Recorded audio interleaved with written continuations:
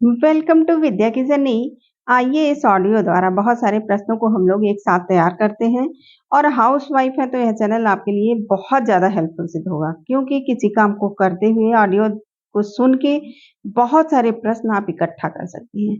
Revision ही हमारा बहुत बड़ा हथियार है कि हम किसी पद को पा सकते हैं।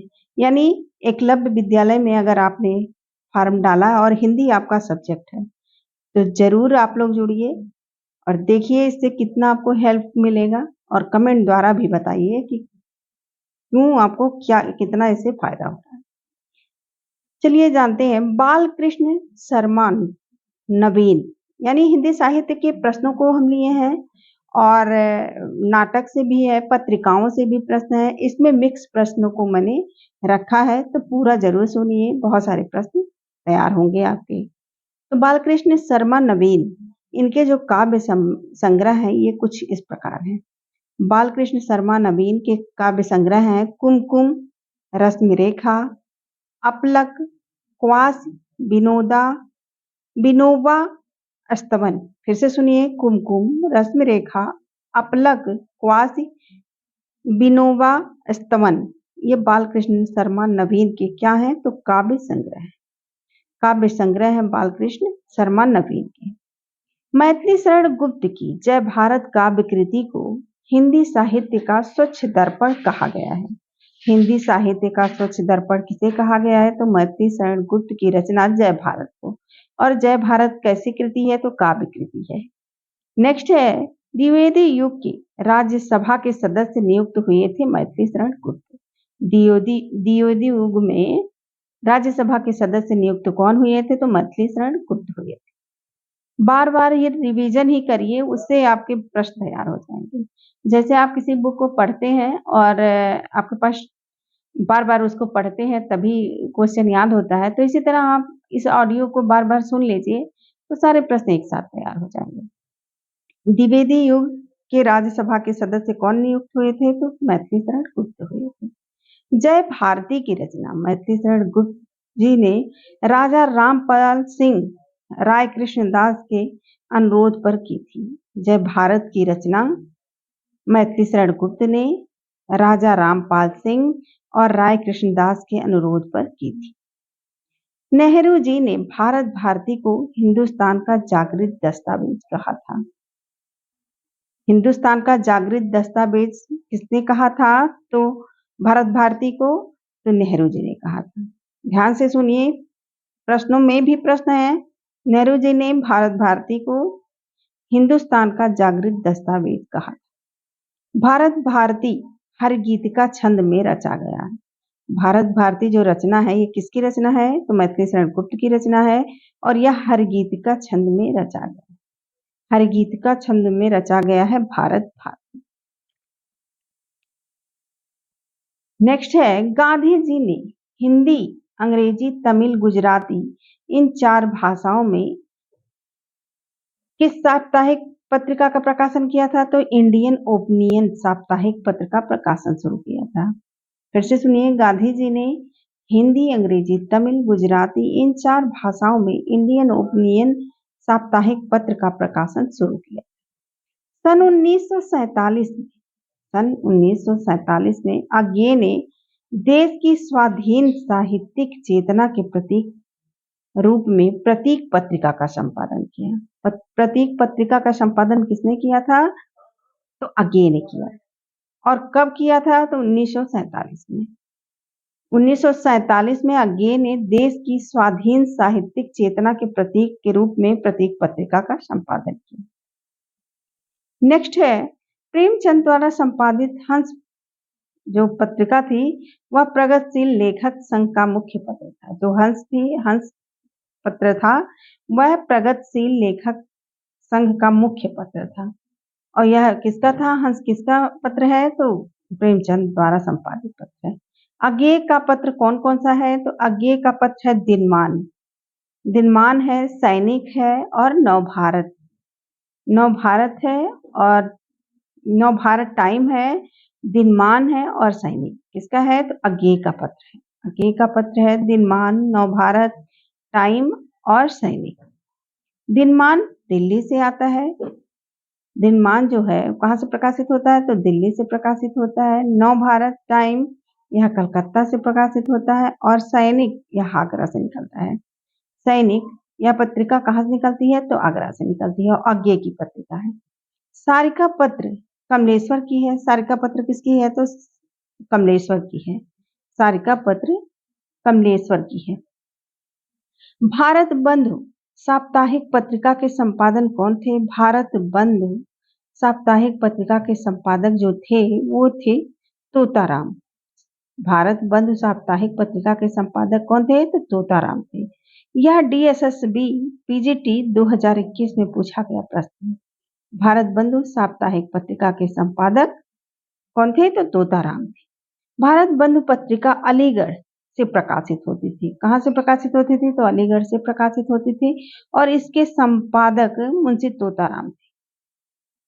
किस पत्रिका के, तो भारत बंधु साप्ताहिक पत्रिका। प्रभा नामक पत्रिका का संपादन किसने किया? प्रभा नामक पत्रिका का संपादन किसने किया, तो बालकृष्ण शर्मा नवीन ने किया। बालकृष्ण शर्मा नवीन ने किया प्रभा नामक पत्रिका का संपादन। प्रभा नामक पत्रिका के संपादक बालकृष्ण शर्मा नवीन रहे हैं। इन्हें राष्ट्रीय सांस्कृतिक काव्य धारा का कवि माना जाता है। राष्ट्रीय प्रश्न आ सकता है कि राष्ट्रीय काव्य धारा, जो राष्ट्रीय सांस्कृतिक काव्य धारा के कवि कौन है, तो ये बालकृष्ण कौन है, तो बालकृष्ण शर्मा नवीन है राष्ट्रीय सांस्कृतिक काव्य धारा के कवि। प्रभा पत्रिका के अतिरिक्त इन्होंने प्रताप पत्रिका का भी संपादन किया था। किसने, तो बालकृष्ण शर्मा नवीन ने प्रताप नामक पत्रिका का भी संपादन किया था।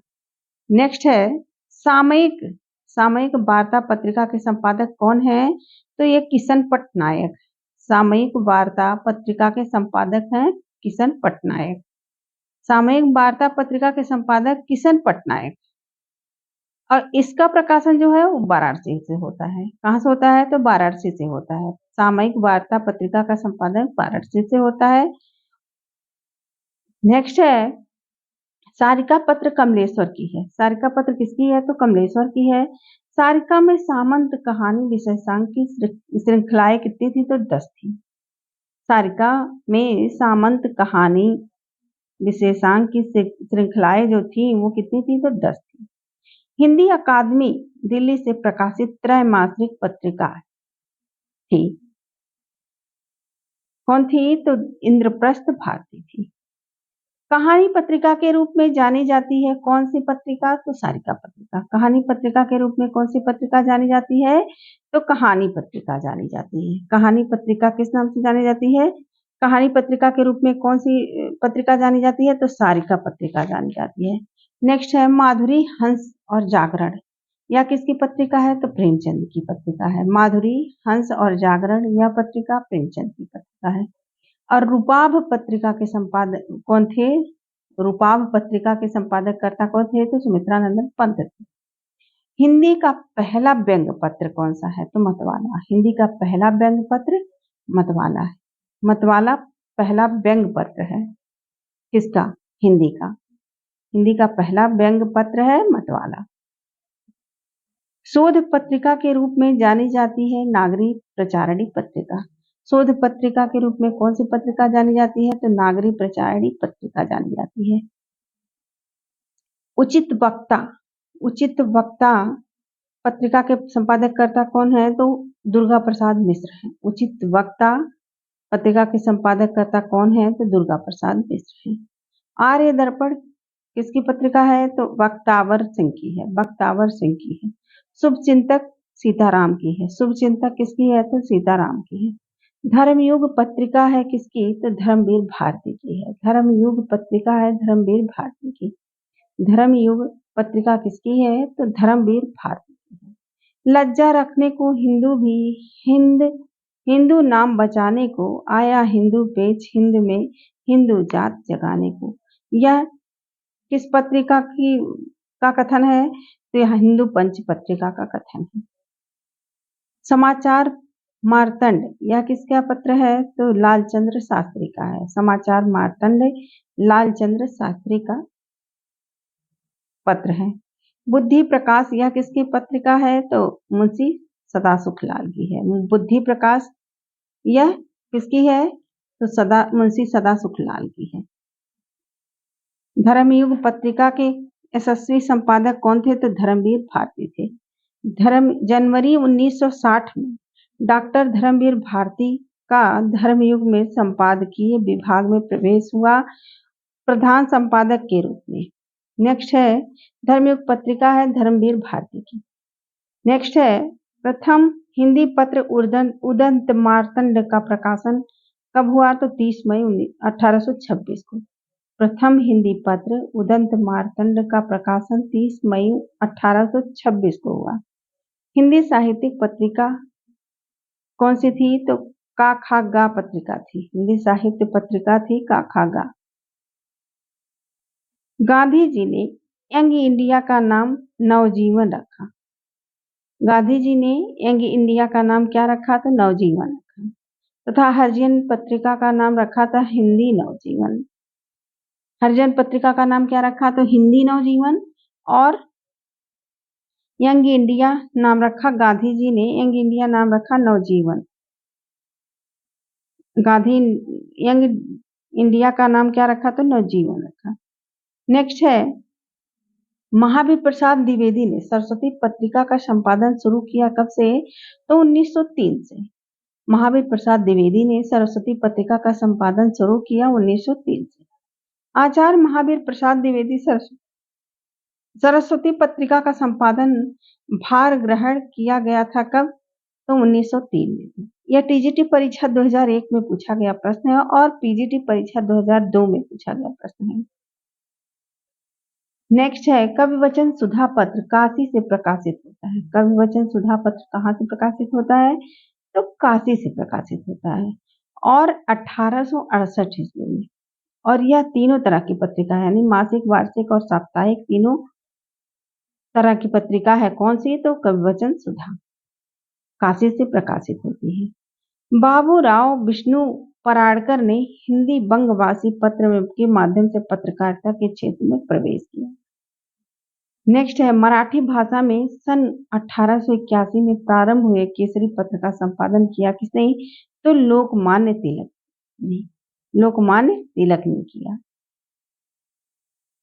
माखनलाल चतुर्वेदी की पत्रिका कौन सी है? तो करमवीर है, प्रताप है और प्रभा है।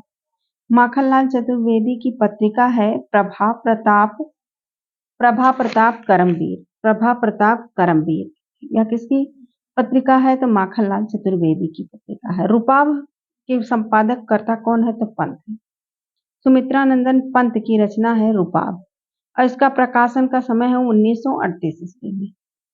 1938 ईस्वी में प्रारंभ हुआ। रूपाभ के संपादक सुमित्रानंदन पंत हैं। इसका प्रकाशन 1938 ईस्वी में प्रारंभ हुआ। 1938 ईस्वी का रूपाभ मुख्यतः प्रगतिशील विचारधारा का ही पत्र था, जिसमें प्रगतिवाद शब्द नहीं प्रयुक्त हुआ था। नेक्स्ट है हिंदी प्रदीप पत्रिका के संपादक कौन थे? तो बालकृष्ण भट्ट थे। हिंदी प्रदीप पत्रिका के संपादक थे बालकृष्ण भट्ट। हिंदी प्रदीप पत्रिका के संपादक कौन थे? तो बालकृष्ण भट्ट थे। यह यूके पीजीटी 2020 में पूछा गया प्रश्न है। माखनलाल चतुर्वेदी की पत्रिका है करमवीर प्रभा प्रताप। साहित्यिक अकादमी दिल्ली से प्रकाशित होने वाली पत्रिका है समकालीन साहित्य। दिल्ली से प्रकाशित होने वाली पत्रिका कौन सी है? तो समकालीन साहित्य। मतवाला मंडल में सम्मिलित कौन कौन थे? तो निराला थे, शिवपूजन सहाय थे, पांडेवेचन शर्मा उग्र थे। पांडेवेचन शर्मा उग्र, शिवपूजन सहाय, पांडेवेचन शर्मा उग्र, शिवपूजन सहाय और निराला कहाँ थे? तो मतवाला मंडल में सम्मिलित थे। आइए इसको भी जानते हैं। आइए इसको जानते हैं। क्या जानते हैं? तो इसको ध्यान से सुनिए, सारे याद हो जाएंगे। प्रगतिशील कवियों के ट्रिक, इसके हम वीडियो भी बनाएंगे तो जरूर जुड़िए। प्रगतिशील कवियों पूछ लिया जाता है कि प्रगतिशील के कवि कौन से हैं और 4 ऑप्शन दे दिए जाएंगे और उसमें से पूछ लिया जाएगा कि कौन से हैं। तो आप ट्रिक द्वारा बहुत आसान शब्दों में याद कर सकते हैं कि प्रगतिशील कवियों की ट्रिक। नागार्जुन राम और शिव से मिलने केदार गए, नरेंद्र और लोचन भी गए। नरेंद्र और त्रिलोचन भी गए। फिर से सुनिए, नागार्जुन राम और शिव से मिलने केदार गए, नरेंद्र और त्रिलोचन भी गए। अब ध्यान से सुनिए, नागार्जुन रामविलास शर्मा, शिवमंगल सिंह सुमन, केदारनाथ अग्रवाल, नरेंद्र शर्मा और त्रिलोचन, ये सारे प्रगत प्रगतिवादी कवि हैं। प्रगतिवादी कवि कौन है? तो नागार्जुन, रामविलास शर्मा, शिवमंगल सिंह सुमन, केदारनाथ अग्रवाल, नरेंद्र शर्मा, त्रिलोचन, ये सारे प्रगतिशील प्रगतिवादी कवि हैं। नेक्स्ट है, धर्मयुग पत्रिका का प्रकाशन अब क्या हो गया है? तो बंद हो गया। धर्मयुग पत्रिका का प्रकाशन अब बंद हो गया है। धर्मयुग पत्रिका का के संपादककर्ता कौन थे? तो धर्मवीर भारती थे और अभी इसका प्रकाशन बंद हो गया है। अंबिका प्रसाद वाजपेयी द्वारा प्रकाशित संपादित नृसिंह राजनीतिक पत्रिका थी। महावीर प्रसाद नेक्स्ट है, महादेवी वर्मा को यामा कृति पर भारतीय ज्ञान पुरस्कार मिला। भारतीय ज्ञान पुरस्कार मिला था, कब मिला था? तो 1982 में मिला था। इसकी जो घोषणा हुई थी तो 1982 में हुई थी, लेकिन मिला कब था? तो 1983 में मिला था। महादेवी वर्मा को यामा कृति पर भारतीय ज्ञान पुरस्कार 1983 में मिला था, लेकिन इसकी घोषणा हो गई थी 1982 में ही। सुमित्रानंदन पंत को चिदम्बरा पर ज्ञानपीठ पुरस्कार कब मिला था? तो 1968 ईस्वी में मिला था। 1968 ईस्वी में सुमित्रानंदन पंत को चिदम्बरा पर ज्ञानपीठ पुरस्कार मिला था। हिंदी का पहला ज्ञानपीठ पुरस्कार, क्वेश्चन आ सकता है कि हिंदी का पहला ज्ञानपीठ पुरस्कार किसको और कब मिला था? तो सुमित्रानंदन पंत को चिदम्बरा पर 1968 में मिला था। रामधारी सिंह दिनकर को उर्वशी पर 1972 ईस्वी में भारतीय ज्ञानपीठ पुरस्कार मिला था। रामधारी सिंह दिनकर को उर्वशी कृति पर 1972 ईस्वी में भारतीय ज्ञानपीठ पुरस्कार मिला था। नेक्स्ट है, धर्मवीर भारती को सपना अभी भी पर व्यास सम्मान दिया गया है। सपना अभी भी पर किसको व्यास सम्मान दिया गया है? धर्मवीर भारती को दिया गया है। ऐसे क्वेश्चन पूछे जाते हैं तो पूरा जरूर सुनिए।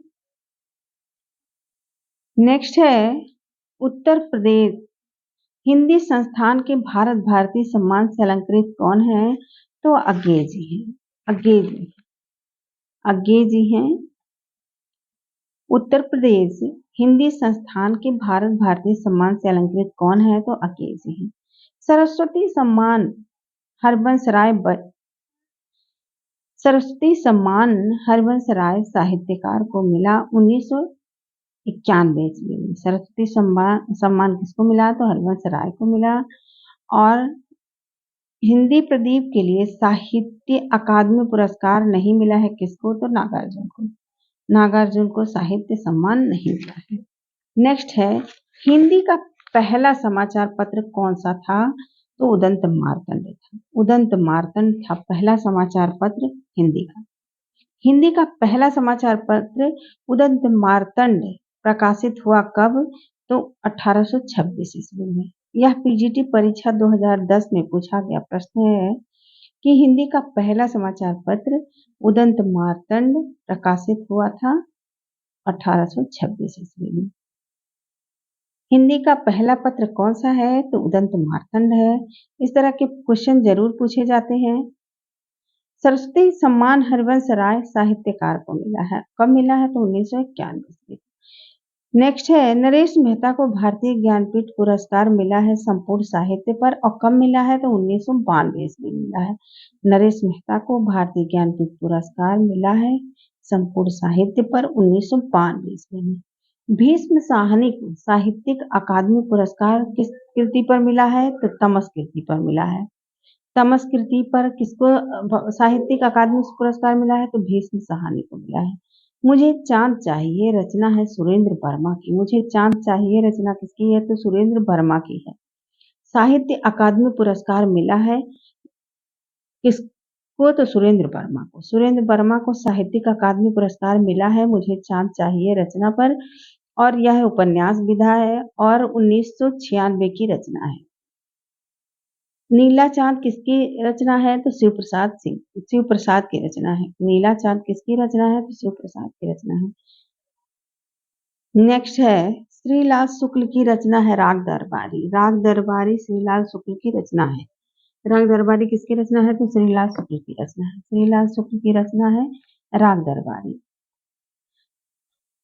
नेक्स्ट है कितनी नाव में कितनी बार कृति पर अज्ञेय को भारतीय ज्ञानपीठ पुरस्कार मिला? 1978 ईस्वी में मिला था। कब मिला था? तो 1978 ईस्वी में कितनी नाव में कितनी बार कृति पर अज्ञेय को भारतीय ज्ञानपीठ पुरस्कार मिला। रामधारी सिंह दिनकर को साहित्यिक अकादमी पुरस्कार मिला संस्कृत के 4 अध्याय पर 1959 में। 1959। नेक्स्ट है दैनिक हिंदुस्तान का प्रकाशन। दैनिक हिंदुस्तान का प्रकाशन होता था कब? कहाँ से? तो प्रतापगढ़ से होता था। कहाँ से होता था? तो प्रतापगढ़ से होता था। कवि वचन सुधा पत्रिका का प्रकाशन आरंभ वर्ष है कब से? तो 1868 ईस्वी से। 1868 ईस्वी से। आनंद कादम्बनी के संपादक कौन थे? तो बद्री नारायण चौधरी प्रेमघन थे। बद्री नारायण चौधरी प्रेमघन थे ना, बद्री नारायण चौधरी प्रेमघन थे। नेक्स्ट है 1993 में व्यास सम्मान मिला है किसको? तो गिरिजा कुमार माथुर को। 1993 में व्यास सम्मान मिला है गिरिजा कुमार माथुर को। गिरिजा कुमार माथुर को 1993 में क्या मिला है? तो व्यास सम्मान मिला है। नेक्स्ट है माखनलाल चतुर्वेदी को साहित्यिक अकादमी पुरस्कार मिला है किस रचना पर? तो हिम तरंगिणी पर 1955 में। और प्रथम साहित्य अकादमी पुरस्कार मिला है। प्रथम साहित्य अकादमी पुरस्कार मिला हिम तरंगिणी पर 1955। नेक्स्ट है बिहारी सतसई में श्रृंगार रस की प्रधानता है। बिहारी सतसई में किस रस की प्रधानता है? क्वेश्चन आ सकता है। तो बिहारी सतसई में श्रृंगार रस की प्रधानता है। डॉक्टर विद्यानिवास मिश्र को 1997 वर्ष उत्तर प्रदेश के हिंदी संस्थान के भारत भारती सम्मान से अलंकृत किया गया है। डॉक्टर विद्यानिवास मिश्र को 1997 वर्ष उत्तर प्रदेश के हिंदी संस्थान के भारत भारती सम्मान से अलंकृत किया गया है। नेक्स्ट है दिनकर की काव्य कृतियां हैं उर्वशी और परशुराम की प्रतिज्ञा। दिनकर की काव्य कृतियां हैं उर्वशी, परशुराम की प्रतिज्ञा।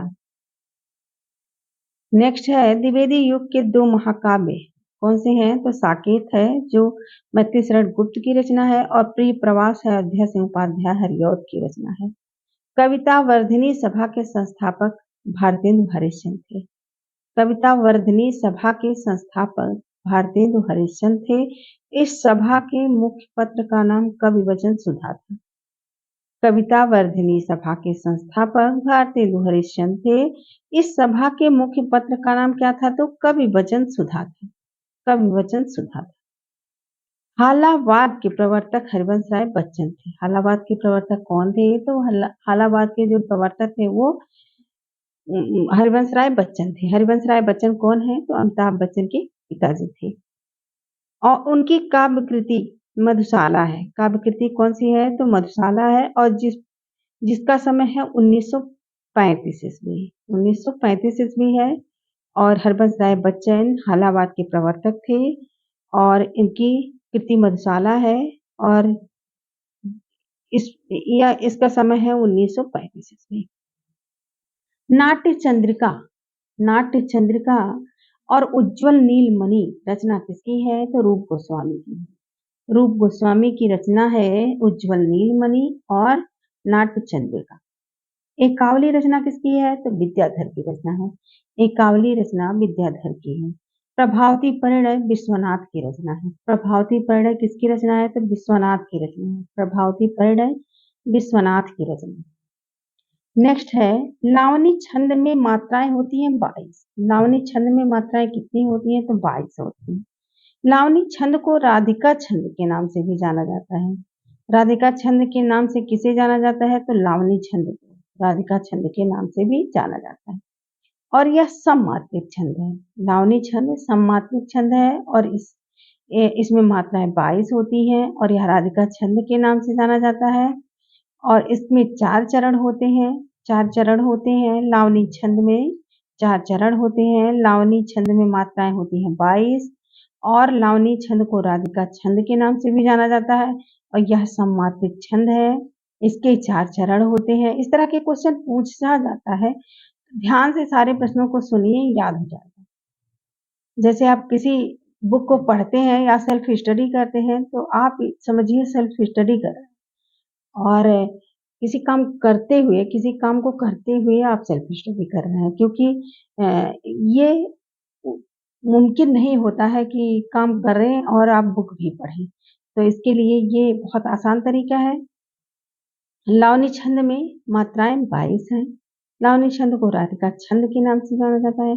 यह सममात्रिक छंद है और सममात्रिक छंद है। चार चरण होते हैं, प्रत्येक चरण में 22 मात्राएं होती है। कितनी मात्राएं होती है? तो 22 मात्राएं होती है और 13 9 पर यति होती है, 13 9 पर यति होती है। नेक्स्ट है कविता सुस्पष्ट संगीत है। यह कथन किसका है? तो ट्राइडन का है, ट्राइडन का है। आगे की प्रथम काव्य कृति कौन सी है? तो भग्नदूत है और जिसका समय है 1933। 1933 की रचना है भग्नदूत और अज्ञेय की प्रथम काव्य कृति है। प्रथम काव्य कृति है अज्ञेय की भग्नदूत। नेक्स्ट है कविता सुस्पष्ट संगीत है। कथन किसका है? तो ट्राइडन का है, ट्राइडन का है। किसका है? तो ट्राइडन का है। नेक्स्ट है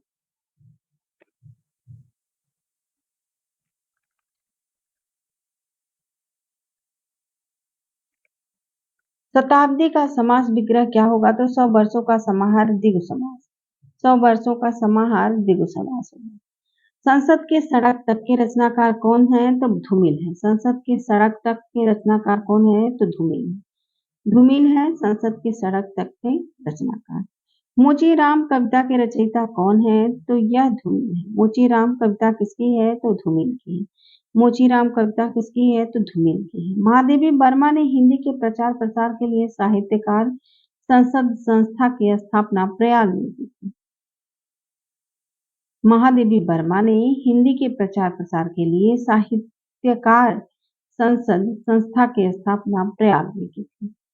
इंटरव्यू का शाब्दिक अर्थ क्या होता है? तो आंतरिक दृष्टिकोण। इंटरव्यू का जो शाब्दिक अर्थ होता है वह होता है आंतरिक दृष्टिकोण, आंतरिक दृष्टिकोण। बिहारी बिहार नामक ग्रंथ के रचयिता कौन है? तो पंडित अंबिका दत्त व्यास है। बिहारी बिहार नामक ग्रंथ के रचयिता कौन है? तो अंबिका दत्त व्यास है, अंबिका दत्त व्यास है। यह जीआईसी प्रवक्ता परीक्षा 2017 में पूछा गया प्रश्न। बिहारी बिहार नामक ग्रंथ के रचयिता कौन है? तो पंडित अंबिका दत्त व्यास। माधव विलास के रचनाकार कौन है? तो लल्लू लाल। माधव विलास के रचनाकार लल्लू लाल है। माधव विलास 1817 ईस्वी के रचनाकार लल्लू लाल है। 1817 की रचना है माधव विलास और यह लल्लू लाल की रचना। लल्लू लाल की और रचनाएं हैं सिंहासन बत्तीसी, बैताल पच्चीसी, माधो नल, शकुंतला प्रेम सागर। शकुंतला प्रेम सागर, प्रेम सागर, शकुंतला, माधोनल, बैताल पचीसी, सिंहासन बत्तीसी, माधव विलास, ये सारी रचनाएं लल्लू लाल की, लल्लू लाल की है। नेक्स्ट है नागरिक प्रचारणी सभा की स्थापना 1893 ईस्वी में हुई थी। नागरिक प्रचारणी सभा की स्थापना 1893 ईस्वी में हुई थी। भारतीय युगीन गद्य की समय सीमा क्या है? तो 1850 से 1900 ईस्वी तक। दक्षिण भारत हिंदी प्रचार सभा के संस्थापक कौन थे? तो महात्मा गांधी। दक्षिण भारत हिंदी प्रचार सभा के संस्थापक महात्मा गांधी, महात्मा गांधी। साहित्यिक अकादमी का पहले अध्यक्ष कौन थे? तो जवाहरलाल नेहरू। साहित्य अकादमी के पहले अध्यक्ष थे जवाहरलाल नेहरू। हरिश्चंद्र को भारतेंदु की पदवी से सुशोभित कब किया गया था? तो 1880 में किया गया था। 1880 में किया गया था हरिश्चंद्र को भारतेंदु की पदवी से सुशोभित। तदीय समाज की स्थापना भारतेंदु हरिश्चंद्र ने की थी और 1873 ईस्वी में की थी। तदीय समाज की स्थापना कब हुई थी? तो 1873 ईस्वी में हुई थी और किसने किया था? तो भारतेंदु हरिश्चंद्र ने किया था। चैतन्य महाप्रभु के लेखक कौन है? तो अमृतलाल नाथ। चैतन्य महाप्रभु के लेखक हैं। चैतन्य महाप्रभु के लेखक कौन हैं? तो अमृतलाल नागर हैं। चैतन्य महाप्रभु के लेखक अमृतलाल नागर। साहित्य अकादमी की स्थापना 1953 में हुई थी। साहित्य अकादमी की स्थापना कब हुई थी? तो 1953 में हुई थी। हिंदी नवरत्न के लेखक मिश्र बंधु हैं। हिंदी नवरत्न के लेखक मिश्र बंधु हैं। परिमल नए लेखकों की संस्था थी। परिमल क्या थी? तो नए लेखकों की संस्था थी। उत्तर कबीर केदारनाथ सिंह की रचना है। उत्तर कबीर किसकी रचना है? तो केदारनाथ सिंह की रचना है। आलसियों का कूड़ा किसकी रचना है? तो यह राजा शिव प्रसाद सितारे हिंदी की रचना है। राजा शिव प्रसाद सितारे हिंदी की रचना है। नेक्स्ट है ईदगाह किसकी रचना है? तो प्रेमचंद की रचना है। ईदगाह प्रेमचंद की रचना है। रस रतन की रचयिता कौन है? तो पुहकर है। पुहकर कवि ने 1616 ईस्वी में रस रतन नामक प्रेम कथानक काव्य लिखा था। पुहकर कवि ने 1616 ईस्वी में रस रतन नामक प्रेम कथानक काव्य लिखा था, जिसमें रंभावती और सूरसेन की प्रेम कथा है। यह प्रतापपुर मैनपुरी के निवासी थे। ध्यान से सुनिए, पुहकर कवि ने 1616 ईस्वी में पुहकर कवि ने 1616 ईस्वी में रस रतन नामक प्रेम कथानक काव्य लिखा था, जिसमें रंभावती और सूरसेन की प्रेम कथा है। ये प्रतापपुर मैनपुरी के निवासी थे। प्रतापपुर मैनपुरी के निवासी थे। और यह प्रश्न आया हुआ है दिल्ली केंद्रीय विद्यालय पीजीटी परीक्षा 2015 में, इसलिए इंपॉर्टेंट है। पुहकर कवि ने 1616 में रस रतन नामक प्रेम कथानक काव्य लिखा था। नेक्स्ट है उत्तर प्रदेश सरकार में शिक्षा मंत्री और मुख्यमंत्री पद को अलंकृत करने वाले साहित्यकार कौन है? तो डॉक्टर संपूर्णानंद। थियोसोफिकल सोसाइटी की स्थापना 1875 ईस्वी में हुई थी। थियोसोफिकल सोसाइटी की स्थापना कब हुई थी? तो 1875 ईस्वी में हुई थी। अखिल भारतीय हिंदी सम्मेलन की स्थापना प्रयाग में हुआ था। कहाँ हुआ था? तो प्रयाग में हुआ था। नेक्स्ट है आखिरी चट्टान तक किसकी रचना है? तो मोहन राकेश की रचना है। हिमालय यात्रा काका कालेलकर की रचना है। हिमालय यात्रा काका कालेलकर की रचना है। और मोहन राकेश की रचना है आखिरी चट्टान तक। रांगे राघव की रचना है तूफानों के बीच। तूफानों के बीच किसकी रचना है? तो रांगे राघव की रचना है। प्रताप नारायण मिश्र की रचना है बिलायत यात्रा। बिलायत यात्रा प्रताप नारायण मिश्र। तूफानों के बीच रांगे राघव। हिमालय यात्रा काका कालेलकर। आखिरी चट्टान मोहन राकेश। प्रगतिशील लेखक संघ की स्थापना कब हुई थी? तो 1936 ईस्वी में हुई थी। 1936 ईस्वी में हुई थी प्रगतिशील लेखक संघ की स्थापना। दक्षिण भारत और हिंदी प्रचार सभा का केंद्रीय कार्यालय है चेन्नई में। दक्षिण भारत हिंदी प्रचार सभा का कार्यालय कहाँ है? तो चेन्नई में है। महात्मा गांधी हिंदी साहित्य सम्मेलन के सभापति 1918 में बने। महात्मा गांधी हिंदी साहित्य सम्मेलन के सभापति कब बने? तो 1918 में बने। फोर्ट विलियम कॉलेज में गिलक्राइस्ट के माध्यम से हिंदी भाषा की पाठ्य पुस्तकों का प्रकाशन आरंभ हुआ 1800 ईस्वी में। 1800 ईस्वी में हिंदी भाषा की पाठ्य पुस्तकों का प्रकाश हुआ। यथार्थ और छायावाद निबंध के रचयिता कौन है? तो जयशंकर प्रसाद। यथार्थ और छायावाद निबंध के रचयिता जयशंकर प्रसाद। मिला तेज से तेज रचना किसकी है? तो सुधा चौहान की। यह जीवनी है, सुधा चौहान की है। जीवनी है। जीवनी किसकी है? तो सुभद्रा कुमारी चौहान की। मिला तेज से तेज रचना सुधा चौहान की है और यह जीवनी विधा है और सुभद्रा कुमारी चौहान की जीवनी है। कविता हमारे भरपूर क्षणों की बाड़ी है, यह किसका कथन है? तो सुमित्रा नंदन पंत का कथन है। सुमित्रा नंदन पंत का कथन है कि कविता हमारे भरपूर क्षणों की बाड़ी है। हिंदी साहित्य परिषद के प्रथम अध्यक्ष हिंदी साहित्य के परिषद के प्रथम अध्यक्ष कौन थे? तो पुरुषोत्तम दास टंडन थे। पुरुषोत्तम दास टंडन थे हिंदी साहित्य के प्रथम अध्यक्ष। हिंदी साहित्य परिषद के प्रथम अध्यक्ष पुरुषोत्तम टंडन थे। नेक्स्ट है रामचंद्रिका की रचना का समय कब है? तो 1601 ईस्वी में। रामचंद्रिका का समय है 1601 ईस्वी। रामचंद्रिका केशव दास द्वारा रचित रामचंद्रिका किसके द्वारा रचित है? तो केशव दास द्वारा रचित है और इसका रचना काल है 1601 ईस्वी। 1601 ईस्वी की रचना है रामचंद्रिका और यह केशव दास की रचना है।